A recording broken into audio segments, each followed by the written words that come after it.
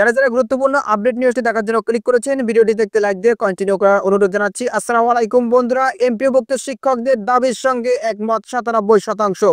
আজকের আপডেট নিউজটি খুবই গুরুত্বপূর্ণ। আজকের আপডেট নিউজটির মাধ্যমে এই সংক্রান্ত বিস্তারিত তথ্য দেখে নেওয়ার চেষ্টা করবো। তাহলে চলুন মূল ভিডিওটি শুরু করা যাক। প্রিয় বন্ধুরা, মূল ভিডিওটি শুরু করার আগে বরাবর মতো ছোট্ট একটি রিকোয়েস্ট থাকবে। আপনি যদি আমাদের এই পরিবারের নতুন দর্শক হয়ে থাকেন, এরকম নতুন চাকরি রিলেটেড আপডেট নিউজ সবার আগে পেতে আমাদের এই চ্যানেলটি সাবস্ক্রাইব করে রাখুন। প্রিয় বন্ধুরা, গুরুত্বপূর্ণ প্রতিবেদনটি প্রকাশ করা হয়েছে দৈনিক শিক্ষা.com। নিচে একদম বিস্তারিতভাবে উল্লেখ করা হয়েছে।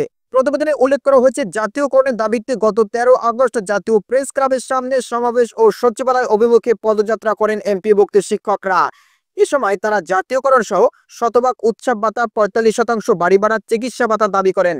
তাদের দাবির সঙ্গে একমত পোষণ করেছেন 97% মানুষ। তো প্রিয় বন্ধুরা, 97% মানুষ তাদের দাবির সাথে একমত পোষণ করেছে। এটা কিভাবে তারা জানলো, আমরা একটু দেখে নেই।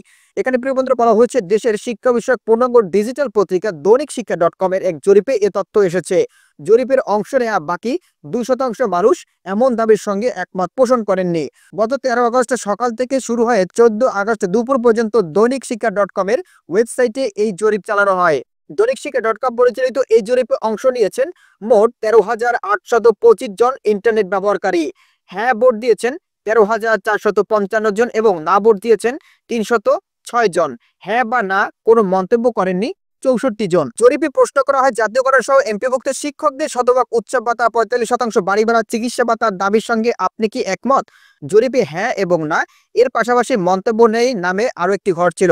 প্রসঙ্গত 2024-25 অর্থ বছরে উৎসব ভাতা 25% বৃদ্ধি এবং পরবর্তী বাজেটে বাড়ি ভাড়া ও চিকিৎসা ভাতা বৃদ্ধি সহ শ্রান্তি বিনোদন ভাতা কার্যকরের ঘোষণা দেন শিক্ষা উপদেষ্টা। সুস্পষ্ট ঘোষণা সত্ত্বেও 2025-26 অর্থ বছর শুরু হলেও সরকারি নিয়মে বাড়ি ভাড়া, চিকিৎসা ভাতা, শতভাগ উৎসব ভাতা ও শ্রান্তি বিনোদন ভাতা প্রজ্ঞাপন এখনো জারি হয়নি, যার প্রেক্ষিতে মহাসমাবেশ করেন তারা। তো প্রিয় বন্ধুরা, এই ছিল মূলত আজকের আপডেট নিউজ। এই বিষয়ে আপনাদের কি মতামত অবশ্যই কমেন্ট করে জানাবেন। পরবর্তীতে নতুন কোনো ভিডিও নিয়ে আপনাদের মাঝে হাজির হবো। সবাই ভালো থাকবেন, সুস্থ থাকবেন। আল্লাহ হাফেজ।